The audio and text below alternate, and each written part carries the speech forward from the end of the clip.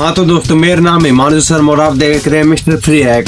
और आज की वीडियो में मैं बताने वाले हूँ, आज की वीडियो में बात करने वाले हूँ बहुत सारे कंपोनेंट की, जिस प्रकार रजिस्टर, ट्रांजिस्टर, डायोड, जेनो डायोड, कई प्रकार की बात करने वाला हूँ। सबसे पहले नंबर पर आता है कंपोनेंट रजिस्टर, जिसके ऊपर कलर बैंड इस तरह की रंगीन पट्टियाँ होती हैं। इनसे हम पता चला सकते हैं ये कितने ओम का रजिस्टर है और ये कितनी बिजली सप्लाई कर सकता है। और इसका काम क्या होता है, बिजली को थोड़ा कम करना और किसी भी चीज़ को गर्म होने से बचाना। और ये अपने ऊपर ले लेता है, जिसके कारण ये गर्म नहीं होता है और बाकी बचे हुए आईसी से जितने कंपोनेंट हो रहते हैं उनको सुरक्षित रखता है। इसका ये काम होता है। ये वोल्ट के ऊपर आधारित आता है और इसके ऊपर जो कलर बैंड होते हैं ना, इस तरह की पट्टी, इनसे हम पता चला सकते हैं कितना ओम का है। और साथ साथ वोल्ट मीटर से भी पता कर सकते हैं कि ये कितने ओम का है। वो मैं आपको बाद में समझा दूंगा, अभी मेरे पास मीटर नहीं है। और दूसरे नंबर पर आता है ट्रांजिस्टर। यहाँ पर ट्रांजिस्टर जिसमें 3 टांग होती है, पहली टांग इमीटर, दूसरा बेस, तीसरा कनेक्टर। और इससे हम एम्पलीफायर बना सकते हैं, यानी स्पीकर बनाने के लिए इसका काम किया जाता है। और तीसरे नंबर पर आता है हमारा ट्रांसफार्मर। ये ट्रांसफार्मर कई प्रकार के होते हैं। ट्रांसफार्मर बड़े भी होते हैं जो हमारे गांव में लगे होते हैं इस प्रकार, और इस प्रकार भी होते हैं हमारे चार्जर के भीतर भी निकलते हैं इस तरह के ट्रांसफार्मर। ये मिनी ट्रांसफार्मर होते हैं जो बिजली को कम कर देते हैं। और ये हमारे गांव में भी लगे होते हैं इस तरह, बड़े भी होते हैं और ये छोटे भी होते हैं जो चार्जर में काम करते हैं। और तीसरे नंबर पर आता है हमारा कैपेसिटर।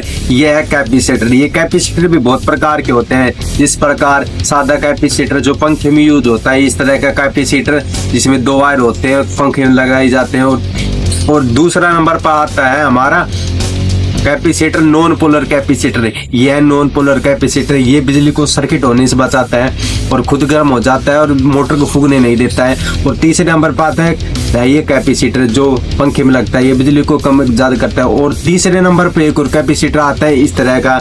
इनका काम भी ये है, बस ये छोटे बड़े हो जाते हैं। और इनका रजिस्टर का, और कई कैपेसिटर ऐसे आते हैं इस तरह के जो अपने अंदर बिजली संभाल लेते हैं और उसे बाद में छोड़ देते हैं। ये कुछ देर के लिए अपने अंदर बिजली समा सकते हैं और फिर इसको धीरे धीरे करके छोड़ देते हैं। जिस प्रकार ये चार्जर में आते हैं, जब चार्जर की लाइट बंद होती है तो धीरे धीरे करके बंद होती है, वो इसी कैपेसिटर के कारण बंद हो जाती है धीरे धीरे करके। इसका ये काम होता है अपने अंदर बिजली समाये रखना और वक्त पड़ने पर धीरे धीरे छोड़ देना।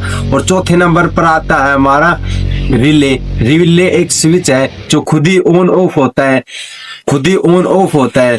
जिस प्रकार बिजली चल जाए तो ये खुद ही ऑफ हो जाएगा और बिजली आने पर खुद ही ऑन हो जाएगा। इसका ये काम होता है। और इसमें कई कंपोनेंट जोड़ दें हम, जिस प्रकार LDR, तो बिजली के ऊपर जब LDR के ऊपर जब रोशनी रिएक्ट होगी, उसके अंदर रोशनी पड़ेगी तो रिले अपने आप ऑन हो जाएगा और रिले अपना काम करना शुरू कर देगा और बैटरी फिर से चार्ज होने लग जाएगी। इसलिए इसका यूज हम सूर्य प्लेट में भी करते हैं।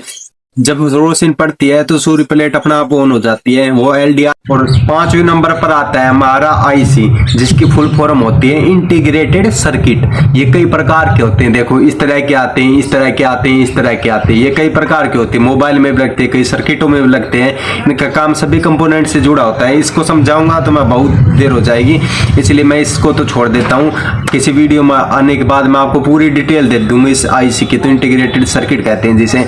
तो नंबर पर आता है हमारा डायोड, जो ब्लैक कलर का दिखता है। ये कई प्रकार के आते हैं, छोटे से लेकर बड़े तक।